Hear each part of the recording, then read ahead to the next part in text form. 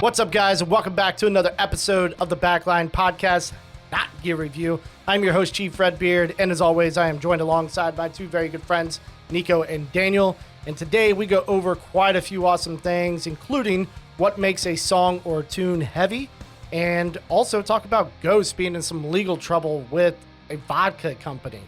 Want to thank you, everybody, for sharing, liking, commenting, and subscribing. I really hope you enjoyed today's video. I did try something a little different for myself, a little bit of camera filtering. Let me know what you guys think about it in the comments. Enjoy the show. I see a lot of stuff like that.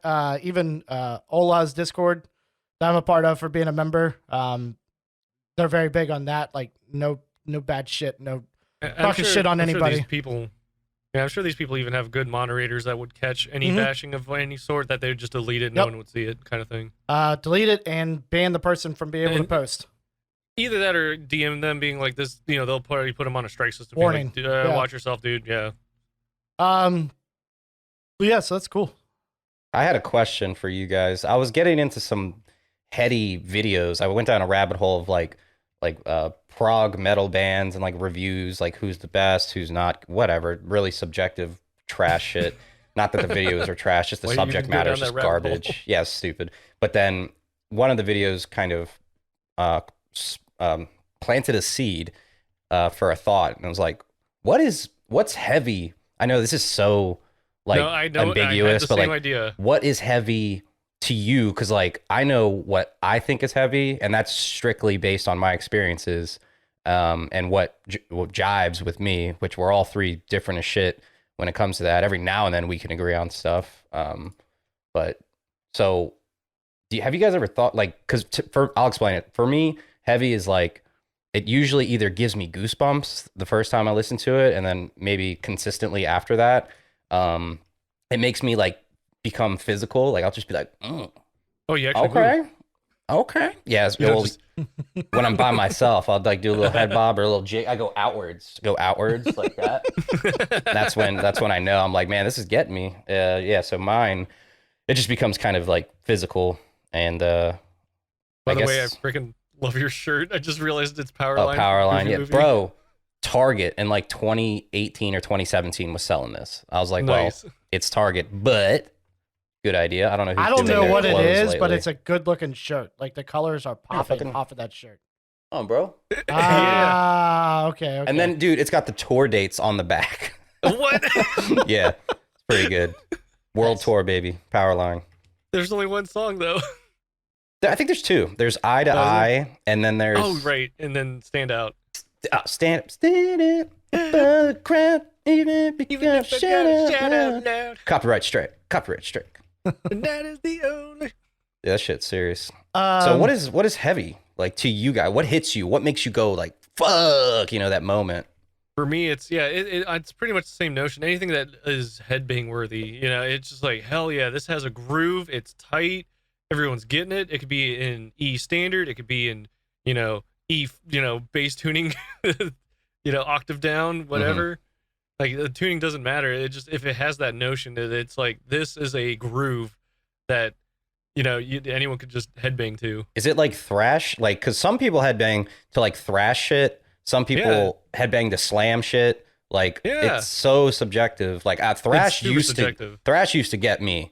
Went back in the day, but now it just doesn't really hit the same note. Like I used to listen to, what was that Slayer song, Rain and Blood? What is it? Oh my God. Raining Blood or Rain and Blood? Thank you. Raining Blood, yeah. Okay. They have two songs named that?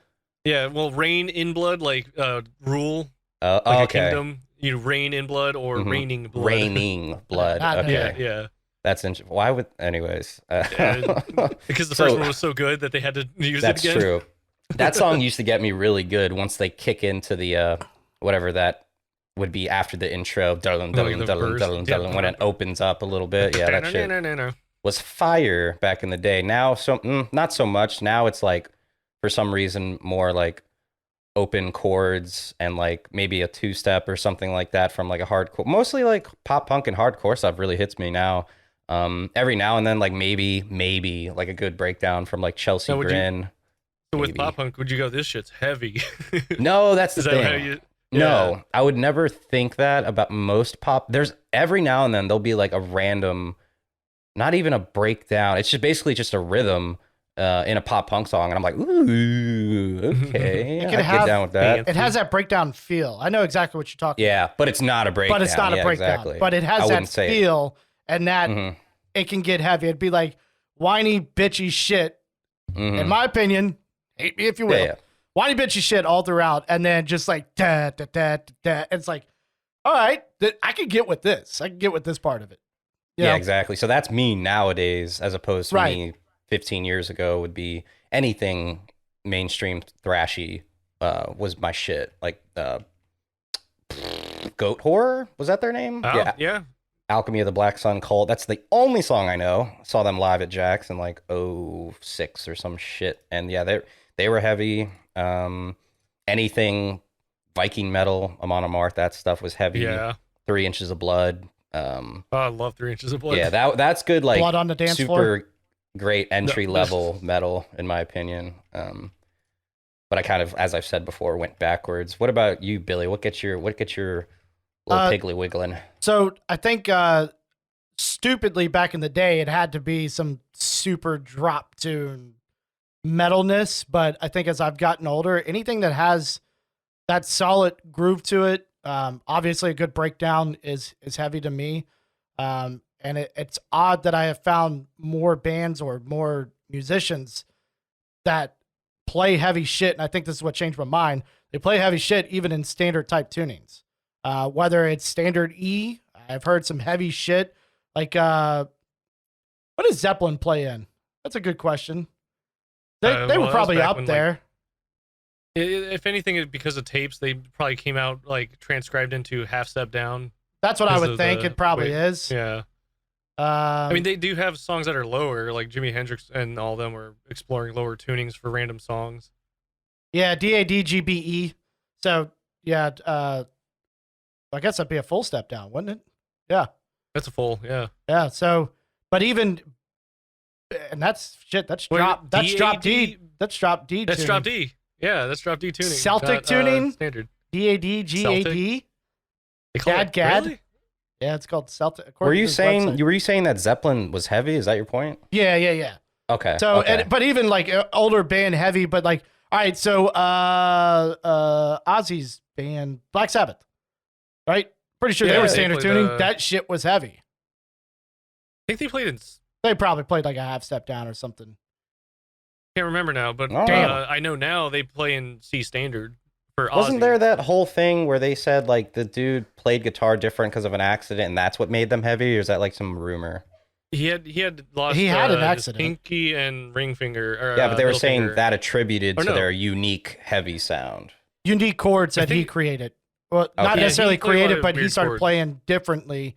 And I think we still use a lot of those techniques today as like metal musicians. I think just the generic power chord was something of his that he drove. Yeah. That, everyone was doing full chords and stuff and not just two notes to make a chord.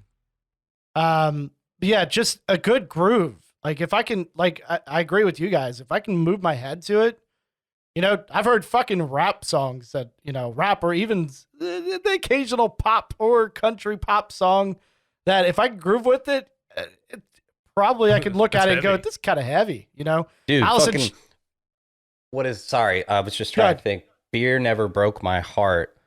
That song couldn't be simpler on drums, but the way everything's orchestrated, like it gets me. They have the pause at the right time and it comes back into the chorus. There's then some good hang times and stuff. Yeah, and then there's an instrumental break where usually the instruments are with the vocals. Just long neck, ice cold beer, and that's when the instruments come back in. I'm like, oh shit, something like that. Yeah, dude, the breakdown you throw in Lit, that my own worst enemy song. At the end of that song. So it's a somewhat lower tuning. I think you guys playing a half step down. It's got its grooves and it's good. And it's like it's distorted guitars. You kind of associate heavy with it, but that song doesn't really get heavy unless you put that in. Like, if you hear the original, it's boring as fuck now because you fucked it up for everybody and put that in at the end.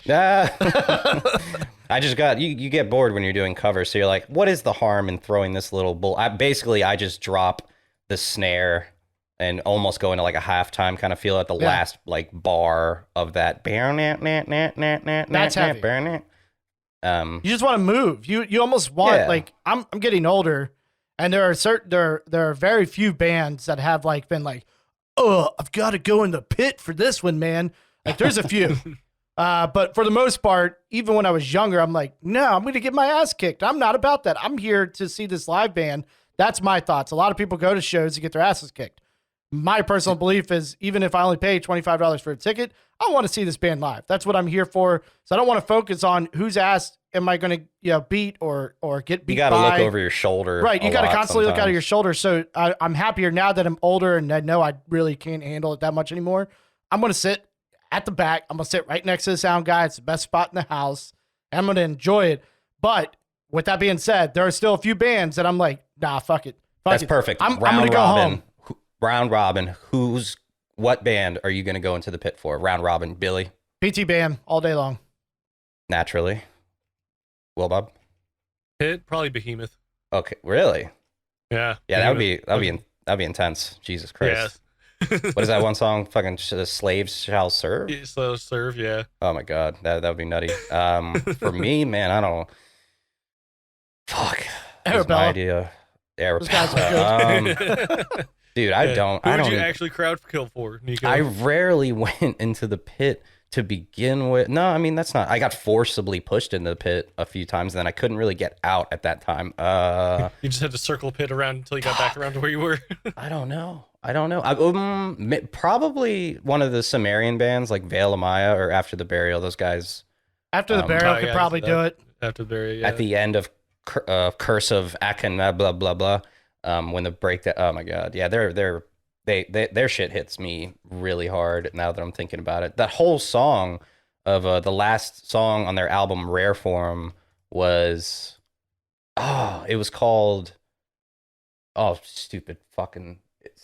It was one of those really weird titles that you have a hard time recalling, but it was literally the whole thing was like polyrhythmic breakdowns with like harmonies over it, and it's just like it hits you the entire time. You're like, what is the time signature, bro? How do you mosh to that then? It's just heavy. It feels. They still make it feel heavy. Like it still feels like you're jiving. It's crazy. Two bands. So I've got a funny story. Two bands have done it for me.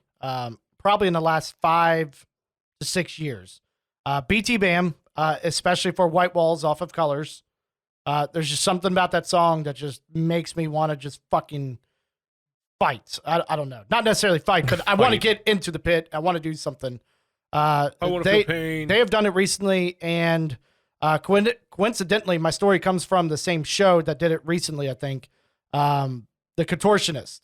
If they play stuff from the Exoplanet album, which is Oscillator or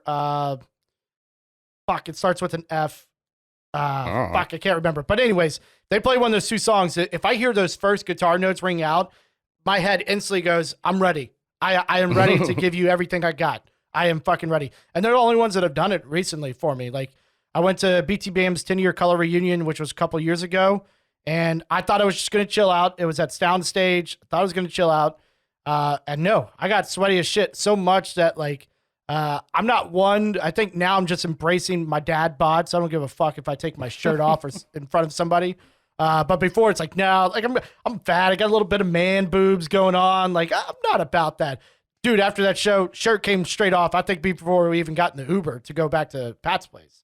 Nice. I was done and just walked around. Even Pat's like, dude, I don't think I've ever seen you with your shirt off. Like, what the hell? I don't go swimming that much. I don't do that shit. You know, I'm too white. I'm too pale. So I don't want to deal with sunblock and shit like that. So the song that I was trying to think of for After the Burial, if anyone's interested, is a vicious reforming of features off the Rare Form album. You could either listen to the re-release or the original. It doesn't really matter because the song's there. But yeah, if you're interested, I just want to get that out of my head. Thank God. So what would it take in 2020 to get you sweaty, shirtless in a pit, looking all hot and bothered by a band? Would it take just BT Bam? I think for me, at this point, BT Bam, like I've even been to, one of my other top ones right now, most people who know me know is Periphery. And I've been to one of their shows recently, and it was all instrumental, so there was no vocals. There was be no reason not to just like get into it. Yeah. And I just kind of held back. I think part of it, I think it was a Friday night or something. I was tired or whatever the case may be. I blame it on anything else, dropped a kid off, whatever. But I think White Walls, honestly, I don't even know if that would do it at this point in my life. I think at this point, I'm content with just hanging back and really, really enjoying the music. Nah, unacceptable. How much do we have to pay? What are we pooling right now? Because I'll pay to see that. I'll pay to, but you can't just get in there and pussyfoot around and like, yeah, I'm in here. It's like, no, you're on the outside. You got to get balls. You got to get to the center of the storm, dude. I want to see you in there thrashing around with all these 18-year-olds. How much are we talking? Come on. For dude. 10 minutes of mosh pit. Like, what if Dusty was like, I'll give you this guitar? Yeah, I mean, that would obviously do it. Give me everything you got, and this is mine. In that pit the entire time, even when no one's in there, you better start that shit. I have a 1 of 1 right here. Oh, hello. There you go. I think, honestly, and I want to say, I think that lineup would do it again. Honestly. Oh, really? I think that would do it. If Contortionist is playing, which they've been, I do not like their newer stuff. I absolutely pretty much hate it. One of the albums that kind of kicked off my like not liking their shit anymore was called Language. And honestly, I heard a couple people recently on YouTube even saying that's probably their favorite album, which is insane to me. Exoplanet to me was a game changer for me. It was shit I had never heard. But I think if Contortionist was there, and typically, like I said, they've been pretty good where they'll throw in either Flourish, what's the name I was trying to remember, or Oscillator. And if they throw one of those two in, I lose it because it's heavy as hell. It gets you grooving. The riffs are sick as fuck in it, and it's melodic and beautiful at the end. Like, it's one of the things, like, still maintaining heaviness, still maintaining I'm gonna beat your fucking face in kind of music. Mm-hmm. It's still fucking beautiful. It's incredible, and that's one of the things I fell in love with them. I saw them first time I saw Periphery. That was the first time I ever heard of them, and my jaw was at the floor. I didn't even want to see Periphery after that. I was like, well, what the fuck am I here for? This is a band I should have came to see. This shit is amazing. I was disappointed ever since. I was at a national touring show in Fredericksburg, I think, and that place is was back then like a lot of hardcore kids. So Contortionists, you wouldn't necessarily call hardcore, but they're very talented, and they came up.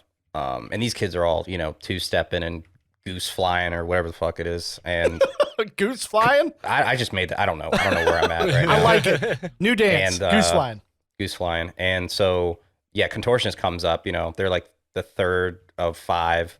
So people are warmed up, they're ready to go. And they start just like shredding this beautiful music and hitting all the right spots. And so everyone's looking for a reason to mosh, but everyone's just like staring, like watching them play, like not moving, just like, wow. And then a song would end and there's like this weird beat of silence, and then everyone's just like, whoa, just like really excited. So I thought it was really cool to see like something different at a show where it was like mostly hardcore bands, and everyone there was there to see all the hardcore bands, and they just kind of flipped everything on its head. It's like, yeah, we're not hardcore, but you might like it. It was good. For sure.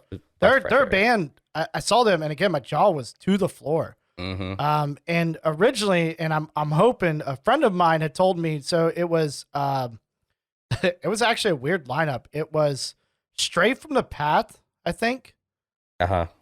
Textures, a band called Textures, Contortionist, and Periphery. It's Periphery's first album. They didn't even have their final lineup yet. Good lineup. Yeah, no, it was a great show. So I played a show at Jack's, then drove down to Richmond to check out this band. Or check out Periphery, and I was told by a friend of mine to check out Textures. I still don't even know what they sound like today. I don't remember, but I remember I think they were before Contortionist, or after, one of the two. And when I listened to Textures, I was like, what is this? Like, I don't even like this at all. This is terrible.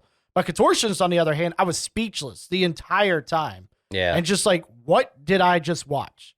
It wasn't just like that was terrible. It was like, this is the most innovative piece of music I think I've heard in such a long time. As crazy as Periphery was, and as different as they were, Contortions just blew my mind. And even still, they're still pretty good. And then, but they're just not the same. And for the most of the time, I like change in bands because I think you have to. But for some reason, I can't get with the new shit. But yeah, it was an awesome show. All right, so we got a new game. Basically, the rules are I'm going to throw in a little sound bite. You're going to click on it, and you're going to try to guess. It's going to be a drum lick. And I looked up some of the most iconic, I say iconic in quotes because this is one list I found. It's like the 350 most iconic, blah, blah, blah, blah, blah, blah, blah, blah, blah. And some of them are like, oh, yeah, I remember this. And some of them are like, I don't even know what the hell this is. So I have one in my head already. I got some like obvious ones. I have some that are going to be, I feel like, almost impossible to pick out. So we're going to start out pretty simple. I'm going to go ahead and put out the first one. Now, I recorded it, okay? So it's not fucking perfect, all right? I didn't put on any sort of effects or anything that would give you clues as to like, oh, this is obviously from this, just based on, whatever effect is on this track. So it's You're personally playing the drums? I played the drums because I felt like that was the easiest thing to do. They're really small snippets, nothing crazy, it's nothing technical. Not that I can think of. But cool. Let's try it out. So this is the first one. And so I got to figure, I should have probably thought about this. So when you hear it, I'm assuming you guys are going to click on it as soon as I put it up. You say your name, and then you say if you could get the song name, that's 2 points. If you get just the band, that's 1 point. You see what I'm saying? For the sake of this, yeah. I'll go second since Billy is trailing behind in these. So funny. So when you click on it and you think you have to listen to it. You can't say your name too early. But if you think you know it, say your name, and then you have a chance. Okay? All right. And if you can't think of the song, band name. All right, there's the first one. And they're listening. They're listening. No, I had it on really quiet. They're listening. Still nothing? Come on, guys. Yo, this is the easy one. So say your name. All right, so Billy, I'm gonna walk you through this. So okay, sound wise, it sounds like something Beach Boys would do. Okay. Playing wise, but I'm not sure it's correct. Maybe I'm wrong. It sounds like "In the Air Tonight" from Phil Collins, or whatever the song name is of that. Okay, I can give you a point, but that's not the song title. I don't think. Wait, is it? Oh, God. I think it is. I think it's "In the Air Tonight." If it's Phil Collins, I think it is "In the Air." Is it? Okay. I might have been getting confused with another song. Oh, man. I haven't listened to Phil Collins. There you go. All right. So Billy's on the board. We're going to go ahead and give him 2 points. That's insane. You're insane, Billy. Did Daniel get it? No. Did you know it? I didn't guess it. Yeah. The beat was a little weird to me. That was but the it had a Beach Boys I was like, he's going to play vibe to it. That's the way. But all right. So I'm going to cut out the sound of the drums and try to pay attention more to the beat. So when I was listening to it, it's obviously that part for anybody. Well, they're gonna hear it, but if you can't figure it out, it's dun dun dun dun dun dun dun dun dun dun. That shit, right?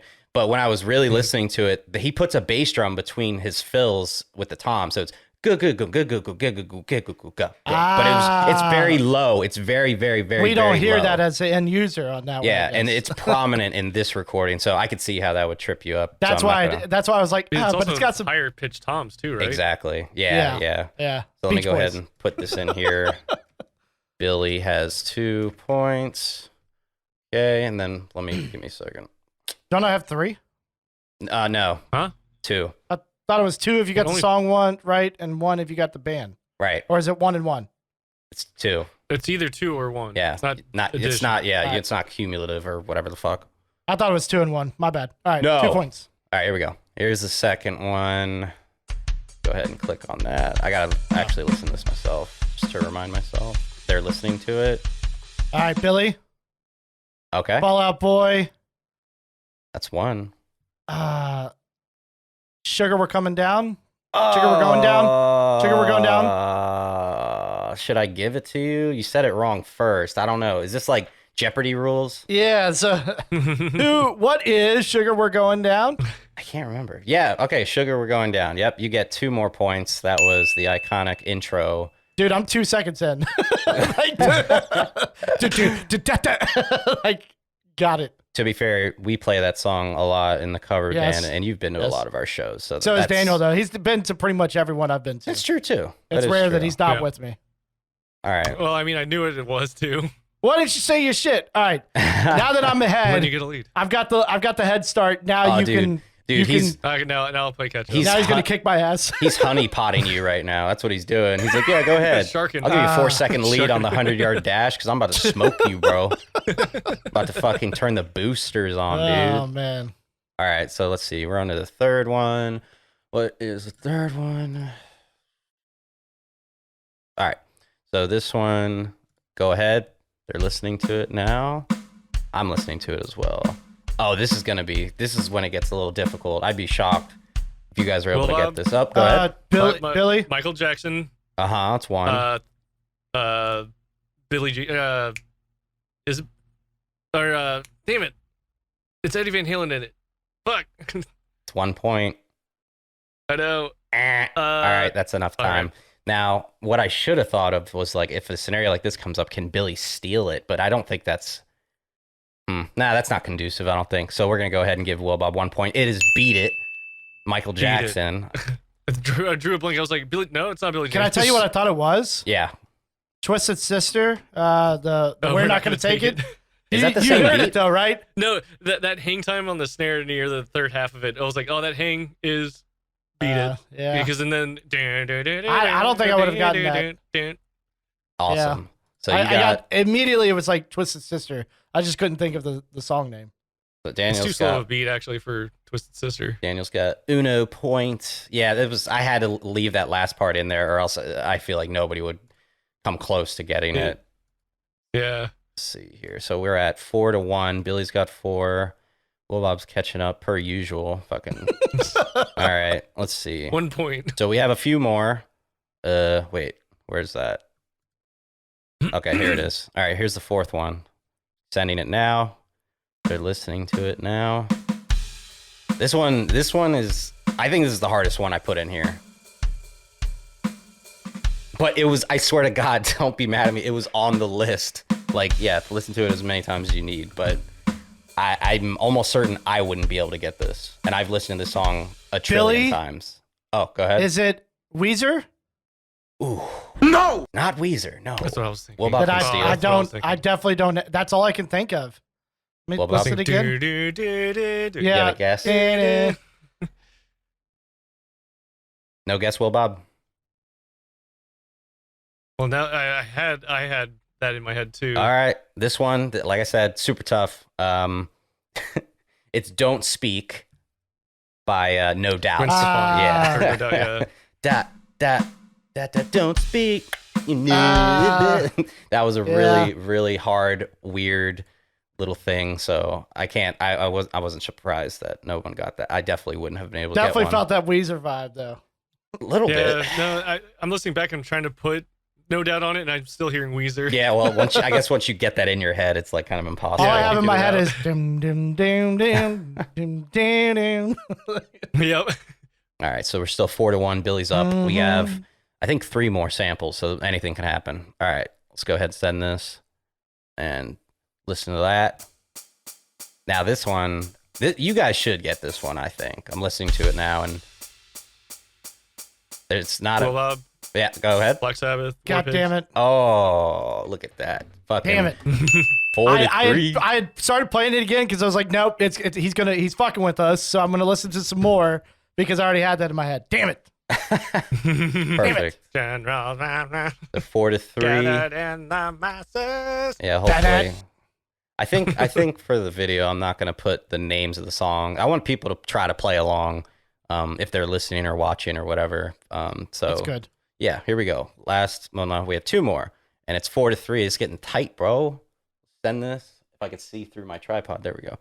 All right, go ahead. Listen to that. This one's. I thought this was easy, but I don't know the song name. Uh oh.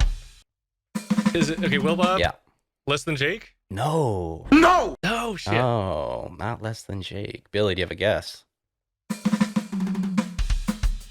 No. No clue at all. Come on. I don't even know who the fuck Less Than Jake is, let alone what the hell this shit is. Ska band. Well, you're in the right direction, Will Bob. It has a ska beat. Yep, definitely a ska beat. I'll give you a hint because I want you guys to reach back in your brain and figure this one out. Soundtrack to Tony Hawk Pro Skater. This is an intro. Come on. There was like 15 songs on that. Is it All That I Can doing? Or it's like, here I am doing all that I can. I think you might be getting Billy hints. Oh, maybe not. Dude, I have no clue. Not my genre of music. Who's that band? It's another... Out of time. It is... The band is Goldfinger. The song is Superman. That's it. Sadly, I probably actually know that song, but yeah. I'm a Superman. I don't know it. I don't know the words, but I know the fuck out of that song. Yeah, I had that in my head, but I was like, is that Listen, Jake? I'm surprised. Billy, did you not play Tony Hawk, the original? So I did. They're coming out with 1 and 2. But it was years ago, dude. I haven't touched that shit in years. So I don't remember. Touch it again. I remember for sure. Lauren's already all over it. She wants it so bad. Oh god. She literally texted me and said, "We're getting this," and I was like, "All right, cool. Another game. I'm gonna get that. I'm gonna play, and you're not even gonna touch." But all right. All right, so we're down to our last sample, and it's 4-3. Billy's up 4-3, and so all Will Bob has to do is name the band, and he's gonna tie it up. He's gonna. Let's see. I can already feel it. Here we go. Ready? Get ready to click, boys. Gotta be quick. Quick on the click. Go. And they're listening. I gotta remember what this is. Okay, this one. How do I describe this without giving anything away? This is also an intro. Will Bob, go for it. Aerosmith, Walk This Way. No, not Aerosmith. Billy, do you have a guess? You could clinch this, bro. I mean, technically you have. I don't, because that was my guess. Honestly. Okay, I'm gonna keep giving hints then. The song title, the band is a color and a vegetable. Maybe a spicy one? I don't know. A color, a descriptor, and a vegetable. What would that be?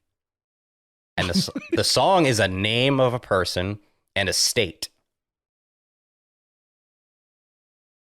Are these not good hints? I don't know if I'm doing this well or not. Help me out. No, because it's not. Once I know, I'll be like, oh, dude, it makes I'm sense. racking him like corn. No, because he's not saying that. And then you said It's steak, but I heard steak at first. And I'm like, okay, like ribeye or like. No, I don't fucking know. This is Danny California by Red Hot Chili Peppers. Yeah. Let me listen to it again. Yeah. Yeah, you can hear it now, right? Dude, yeah, exactly. Pat's going to be so mad that we didn't get that. I feel like it is. What did you say at first? What? Aerosmith, right? Or was that the last one? I said Aerosmith. Yeah. Dude, that's exactly what I had. It must be. I heard Walk This Way. Whatever's most familiar in your head gets stuck there, and then you can't hear anything else. Dude, it's so crazy how close like melodies or beats and stuff can be. Like, I think we've discussed it. Like, everything has pretty much been done, and it's so hard to get creative now. You have to add different elements or layers to make your shit listenable over what has already been done. But that's crazy. Yeah, dude. So Billy, you won. Is this the second game in a row? This is the first one only. No, I swear you won. I haven't won one. Okay. He hasn't won one. Okay. His first win. Well, considering I thought of this last minute, I don't have. What do I have? I got some garbage around here I could give you. Cool. Your prize will be the banana Laffy Taffy that I forgot to mail to Daniel. That was supposed to be mine. Fuck you, no. Maybe I'm gonna go to your house, Billy, fine. and snipe it. Since we have this on the line, We'll the next split it. game, whoever will absolutely 100% win this. I'm fucking fighting you, Billy. Now it's personal as shit, bro. I'm not giving you any lead. Literal taffy gold is on the line right now. So yeah, that's just only because I forgot to mail this shit to you. I have not eaten it. And that's amazing. It's Dude, like he has been my staring desk. at it. Anytime we like play or just get in a chat, he's just like, dude, I've got this banana Laffy Taffy sitting here, and I really, really want to eat it. It looks so good. But my in mouth my head, starts I'm like, watering no, every time he talks about it. Yeah, so next time we play a game, that is it. There is no more take back skis or anything like that. So yeah. This is your only one, Billy. Fair enough. Hey, we want to get an album review? Sure. Let's go. All right. So for those of you guys who, for some reason, didn't listen to last week's episode, this week we are reviewing Mr. Ola England's self-titled solo album. There we go. That's the word I'm looking for. Solo album, Masters of the Universe. It was pretty much one of my favorite albums of, I think it came out last year into this year. Still listen to it a lot. So it's all instrumental, no vocals whatsoever on it. So I wanted to see what the guys thought about it. I think, and I'm probably about to be proven wrong, this will be the first album that the three of us can actually all enjoy together and really get behind. So we're about to find out. I'll go ahead and go last on kind of my thoughts overall in the album. And whichever one of you guys want to take it home, go ahead. Think again, bitch. This shit sucks. No, I'm kidding. Daniel, if you want to take it, you can take it. It's fine. Yeah, so I have listened to this album because I do like Ola a lot as a personality on YouTube as well as a musician. He's him and one other guy who I'm going to point out as probably the next album I want to listen to are probably the best riff writers of metal as far as just pure content wise. Like just the material they write, it's so good to me. How well they make these riffs. They're just so intricate yet sometimes simplistic, but so simplistic in the way where it's like anyone could have thought of that, but they're the first people I've heard actually write it. Exactly. Yeah, it's nuts. They're the riff writers that I would say they could be like riff sellers. They could just make riffs, sell it to people, and make gold off that. You know. Sure. Yeah, that's if ghost writers were still a thing. They'd definitely be ghost writers of modern age. So, would you suggest other people listen to it? I would. Yes. For any metal listeners and everything, especially just for inspiration, I would say, because like I said, like hearing some of the most simplistic stuff, it's like, my God, like yeah, those are easy riffs, but they sound so good. The way they play them, like there's some weird hang times and time signatures they use to it that's still simple. It might be 3/4, but it's super catchy.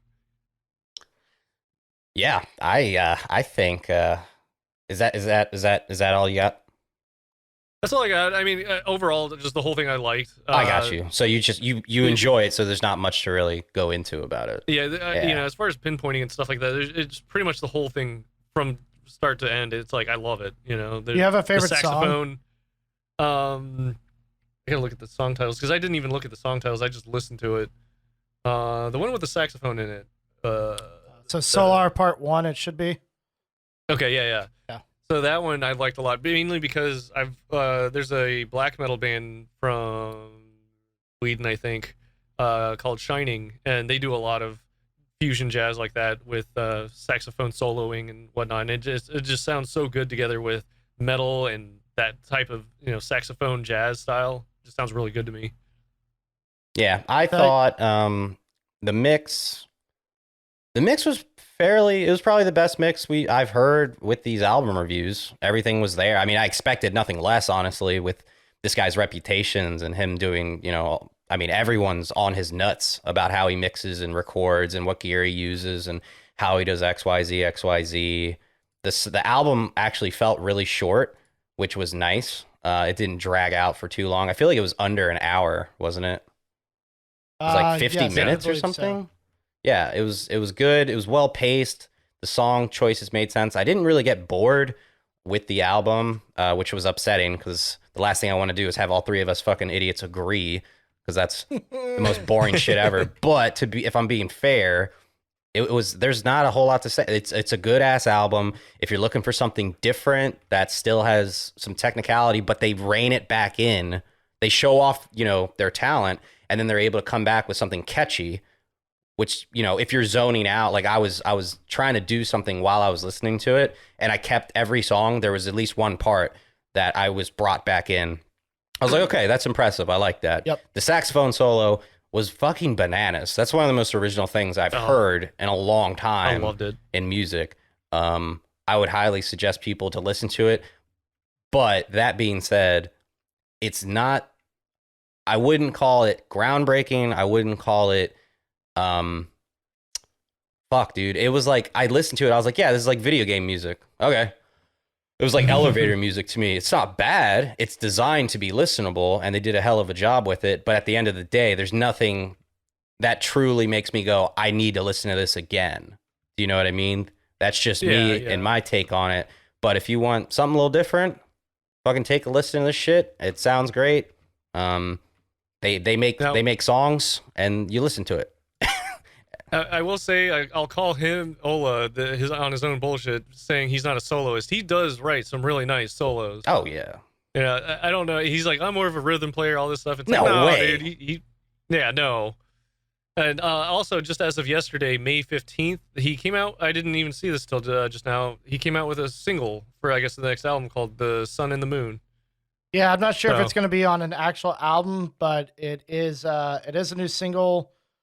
He is doing pre-order, well, not pre-orders even because they've got him, but orders for 7-inch vinyls, which I think is really cool. I want to say, and I could be wrong, so I watch pretty much every video he puts out. I want to say the Sun and the Moon has to do with Pokemon, but I could be fucking probably wrong. Yeah, and he's very into the Nintendo Switch. He's one of us, and that's one of the things I think that's why his channel is so fucking popular. He just passed 500,000 subs. Which there are people who put out viral and just funny videos like Jared Dines. You know, I'm not taking away any credit from him. Who, you know, up over 1 million or 2 million subs on a lot of these channels. But he's, in my opinion, he's just a real dude, right? He's somebody, except he's Swedish, so obviously I can't. I'm sorry, I can't listen to you jack off with this guy. I can't. I know you like him. I know you respect him. You love this man. I get it, but. To be fair, this album is kitty themed, right? What is the it's like there's pizzas it's too. Cute. It's like kitschy. It's like internet shit, and it's like I get it, but god damn it. Because the internet made that album.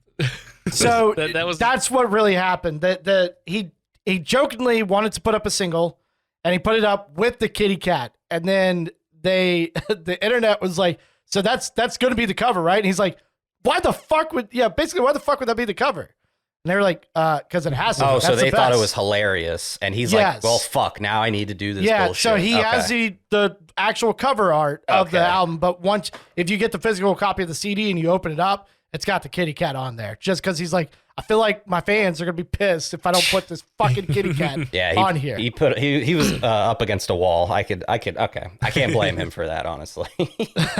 There's multiple YouTubers I watch that have had their arms behind their back, being like, I have to do this because I made a joke about it, and they really want it now. I'm fucked. People are paying money for this to happen. You know, there's a motorcyclist that I watch that rebuilds bikes. And the theme he joked was the Ahi Gaio faces. Mm-hmm. So he built an entire bike and sticker bombed the crap out of it with those faces all over the bike for people to win. That's crazy. So my take on the album, obviously I liked it because I picked it. So there's a guy named, I just pulled it up here, Ermin Hamidovic, and I just butchered the fuck out of that. I'm sure. He is an Australian guy who is a mastering engineer who mastered this album, and quite honestly, he's mastered, I'm guessing, quite a few of my most recent favorite albums, one being the Periphery 4 album. He is pretty much incredible with what he does. Another cool guy. So I think overall, the incredible sound not only comes from Ola and his playing, but what Ermin is able to do once these tracks get to him. I figured I really liked his YouTube channel. I liked his riffs. I liked what he did. And I didn't think I would like the album as much as I did, quite honestly. He's very, very big into like Pantera. And I'm not saying I don't like Pantera. I just think Dimebag's, obviously, I think we've talked about that. His tone's a little gained out and stuff. And I thought he would be like that. But the more and more you watch the channel, he's not at all like that. He will try to recreate that tone, but he's not at all like that. He's more of that modern metal tone that you like, and it really comes out. The drummer on this, I still don't even know his damn name. Can't even tell you where he's from, but the drummer is fucking incredible. And they do some like playthroughs of a couple of the songs with that drummer and him kind of doing a video. And it's just really, really good, solid shit. So again, there's nothing over the top about this album. There's nothing you're going to be like, oh my God, I've never heard that before. Not like I felt with The Contortionist. But it's those riffs that are so simple, like Daniel said. They could either be so simple or there's some stuff, because I'm a terrible guitar player, that I can't even play. But it's like, damn, why didn't I think of something like that? That is so fucking good. Like, my favorite song is that YouTube song, which is hilariously titled. Pizza White. The whole album is made by just meme fucking titles, I feel like. But that YouTube song has just this like fucking, that's the definition of my heavy. And there's nothing special about it. It's just doon dan doon dan doon dan doon. Like just pretty much that theme throughout the entire song. And in my opinion, it's incredible because it does it again, it's that groove that gets me going, gets me pumped, and I'm just like, fuck, you know. But I thought it'd be a good album. I thought there was no vocals, so we can't bitch about that. And nothing crazy, just like, a little too much, just trying too hard, any of that. But overall, pretty incredible album in my opinion. And it's just solid. Again, like Nico said, you could just listen to it and kind of go with it. And there's always, that's the thing that got me, because some parts, what do you guys said? It wasn't really that boring. Even the saxophone stuff, I'm like, this is kind of fucking cool. But then, you know, after hearing it a couple times, I'm just like, and then there's something always in each song that will bring you back and like, oh, fuck yeah, I'm listening to something pretty good here. So yeah, I'm glad you guys enjoyed it. Finally, we got one. Yeah, listen to it. Listen to it just for the saxophone solo. Do you know the song name? I do not remember it at all. Solar Part 1. What? Solar Part 1. We say Solar because that's the name of his guitar company. It's Solar, but he says Solar. So I can't tell you if he means that, because for a Swedish dude, he's got pretty good English. I wouldn't say on the like PewDiePie level, but he's pretty fucking close. Because PewDiePie didn't even know it was Swedish until it was pointed out that he was Swedish. Because I thought his voice was just the way he talks to be funny, but apparently it's actually Solar Part 2. Is it Solar Part 2? Yeah, I'm listening back on it now. Okay, the Solar Part 2. Part 1, I don't hear it. You're right. Because I'm a kind of a musical idiot. I really like the saxophone part, but at the same time, I'm like, you know, it's good. That's just me. It's good, but it's not. It's like, bring back the guitar. Yeah, that's kind of how I feel about the whole album, though. It's like, you know, fucking. It's good. It's good. Yeah, it's steamed shrimp. Yeah, so Solar Part 2, but listen to it because it is something different. I forget who he had do that, and I want to say maybe he played saxophone back in the day. Wow. But he did. As far as I know, he didn't do that. He did get somebody to do that for him. And again, I could be wrong, but I'm almost certain that's how it went. And it was just something he's like, let's fucking try it, you know? And it turned out pretty good. And it is something different. And it's something, again, to me, it's perfect for throwing on at a party where you can groove with it and then, but still be focused on something else you're doing. And it's just a solid listening, you know, piece. Yeah. So I'm glad we all sat around and agreed for 20 minutes. Thank you for that, Billy. Daniel. That was a good circle jerk session. Daniel's turn. What you got for the next album? So as far as riff writers go, Ola England is one of my favorites, but the other is Keith Marrow. Keith Marrow. Knew you're gonna do it. Great riff writer, and he worked with Jeff Loomis, another phenomenal guitarist that I love from his work with drew a blank immediately as I had it in my head. You got it. Jeff Loomis? Don't speak. I do know it, and I'm blanking too. It fucking just left my mind. Fall Out Boy. They haven't been around in a while. No. Yes. Looking it up. What? Fall Out Boy. Nevermore. Yeah, Nevermore. Yes. So, Jeff Loomis from Nevermore, as well as I would say all of our favorite drummer, Alex Rudinger. Yeah, buddy. Made a project album together. It's all instrumental too. This came out back in 2014. I want you guys to check out Conquering Dystopia. I can type in. Do they only have the one album? One album. There's talks of working on a second one, but with everything going on, it's kind of hard to get. What's things the moving. band? Especially Conquering Dystopia. Oh, I thought, okay, because that's an album from another band. That confused me. Okay, thank you. The album's self-titled Conquering Dystopia as well. You had some hot takes. I do. So one of the cool things I saw, actually, you linked it to me, and then I had saw something about it, and I was like, I kind of want to talk about that because there's a couple points in it. So there was this guy. So one of the big things for people on Guitar Hero, for some reason, people are still playing it, is to play Through the Fire and Flames from Dragon Force. And this guy was able to do it at 165% speed and 100% of the notes. Which is fucking It was such stupid. a wild video. Absolutely dude. insane. Jesus. So Herman Lee live streamed. He does it quite often, and said, "Hey, we're gonna look at this because people have been telling me to look at this, and I've seen a lot of them, but fuck it, let's take a look at it." And so Herman Lee said, "But I may surprise you. I could probably play this like the real song on real guitar at 165% speed as well." So he is trying to play this song with this guy, and he's getting a lot of the parts, and then it just gets like towards the end, and Herman Lee just literally, and he's playing the PRS, mind you, the new beautiful one of a kind PRS. He takes the guitar, tosses it. And it's like, what the fuck is going on here? No. I was shocked when I was actually shocked. Dude, I was talking about it with Nico, and I was like, do you remember what I was talking about this? He's like, wait, that's the one? I was like, yes. And I was like, where did that land? Where did that guitar? He's like, how is he doing this? Just going to like, throw it here, I'll catch it. I'm almost positive. No, you can almost hear it. I swear it landed on the ground, like the fucking asphalt. Not asphalt, but the carpet. Maybe some blankets or something there, but it landed on the floor. It could have been a prop where the guy was standing there, caught it, and just had a cheap guitar, and he just knocked Definitely it on the floor. Could have been, but from the video is fairly convincing. So.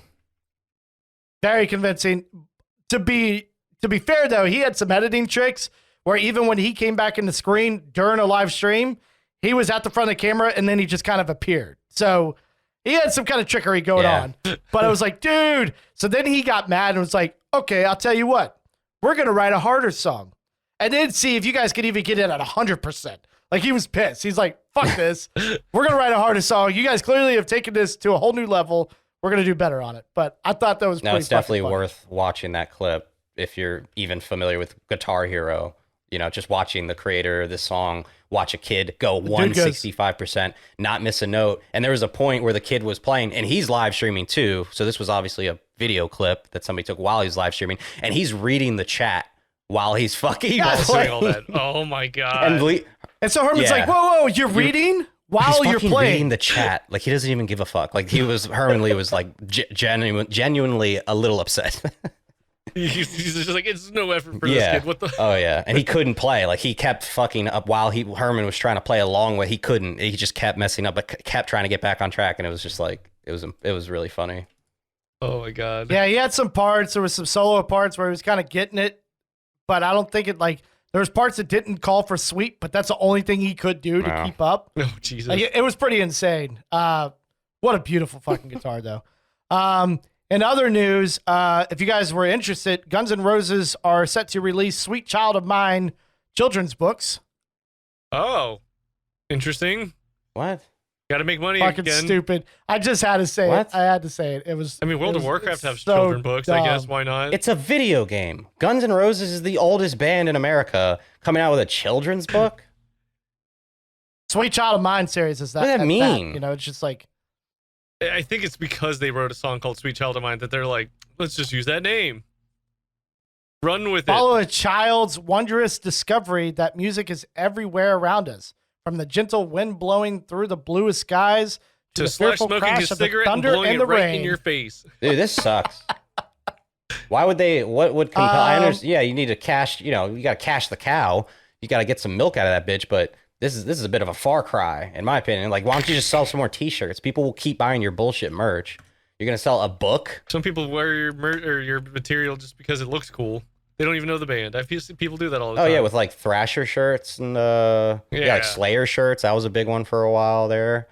Like this is like Desperado as fuck. This is like Desperado 2. The movie. Like it's just for sure. That is weird. I don't like it. Something else real quick, and I'll link it in the description for the YouTube video, and I'll send it to you guys after we're done here. But I saw something cool, and I didn't really know about this. I knew some of it. I remember unfortunately watching, I think, the documentary for Saint Anger for Metallica. And I think James Hetfield was driving around like a really cool, like lowrider, like open cockpit kind of car. But apparently he has a pretty badass car collection. Like a hot rod. There's a video about it. He actually donated his entire car collection to the Peterson Automotive Museum in 2019. Wow. So pretty cool there. So apparently with this video, with this video, you can kind of go through and see some of the different cars that he's owned throughout the years. He donated a handful of his collection to the Peterson Automotive Museum, including a 1948 Jaguar Black Pearl and the 1937 Lincoln Zephyr Voodoo Priest. Wow. So he's got there's a little documentary, little mini series, or little mini show rather, going over that car collection. So I thought that was cool because I think personally that musicians and cars can go easily hand in hand. At least for me, because I'm into both. I'm not very knowledgeable on either one, but I like both a lot, you know. I can certainly get into it. It makes sense for a long time, yeah. What's that? It just makes sense for so long, because even people like Eddie Van Halen would say, like, when he gets in his car, his like souped up car, makes lots of noise, he doesn't turn on the radio, doesn't listen to music, he listens to his car. You know, he just loves his psycho. car. You play an instrument, you have almost a freedom of expression there, and you just kind of do what you want, really. And then in a car, it's kind of the same thing. You have your freedom, and you in the car. That's it, right? In some of those cars, obviously, if you're in the minivan, then it's not so much like that. I'm gonna take you back to 2004. Is nice. All right, sorry. I don't know why I did that. And then to kind of wrap up my rapid fire, I saw one of the most interesting things that I've ever seen, and I think it's absolutely fucking stupid. Ghost, the band, because we talked about them last week, they are suing a vodka company called Ghost Vodka because of the for copyright infringement. Yep. Way to sell yourselves out. Yeah, that makes them look bad. Unless they had like a copyright that was going to be their own branding of vodka that they haven't released yet, I don't know. Unless they're just strictly just being like, that's our name. Not that I read anywhere in anything that I saw. So basically, the creators of the vodka company, I think they said it was 2013. Oh. And they said when it came out, they had no recollection that Ghost the band or Tobias Forge. I think Ghost has only been around since like 2016. Nah, I think they've been around for longer than that, man. They're not that old. They sound old. They're not that old. The band take umbrage to Ghost Vodka, trading since 2015 to their title brand. So they've been around since 2015. So yeah, they came in after that vodka company. Right. So the basically the creator of the vodka said, look, we had no idea that the band or this guy Tobias even existed. We don't know who they are. Why the fuck are they suing us? Yeah, valid point. So it's like, what are you supposed to do in the world today? Yet apparently nothing you do is ever original. No. They had Ghost Vodka. Why would you not name a vodka Ghost Vodka, right? Kill everybody. That makes, dude, they look like vodka. Such assholes. And like, I didn't love them, but I definitely dislike them personally. I'm sure I could listen to their music and disassociate from their personal decisions, but that is just like such a fucking bad look for you to sue a company. Dick move. Like, it's I don't know. That's really, I don't have much on it, but that is just, damn. It looks like, Daniel, you know more about the band as far as I know. You certainly know more than Nico and I.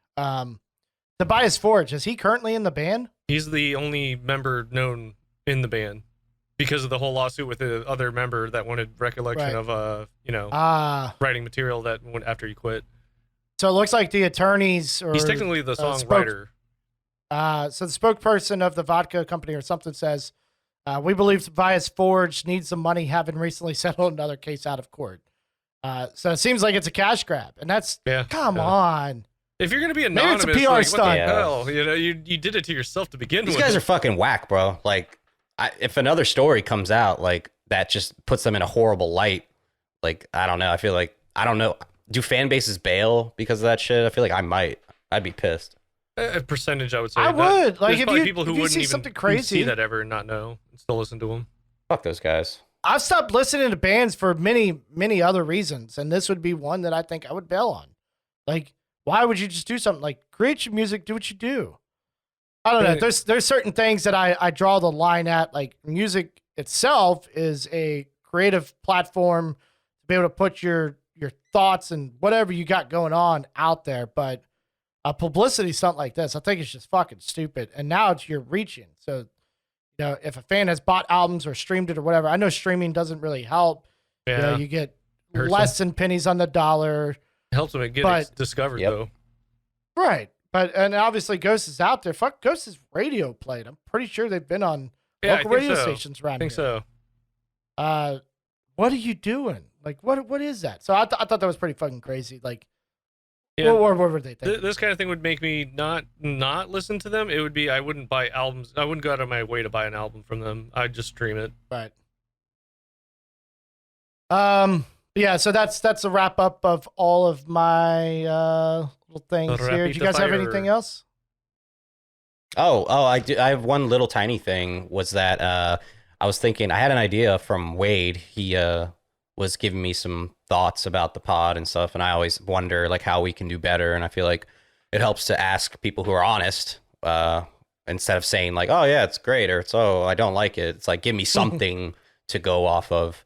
And he suggested, why don't we try doing a segment about starter kits, like someone who wants to maybe get into podcasting, somebody who wants to maybe get into playing guitar and recording through, you know, your computer. Just like, if you, like you just said, Billy, you just got into PC builds, why don't you come up with a budget build or like a not budget build or something like that? Yeah, that'd almost be like a video in itself, not in the pod almost. Yep, I'd say. Definitely could be. I mean, I was just throwing it out there, and I really want to see what you guys thought, like on the spot.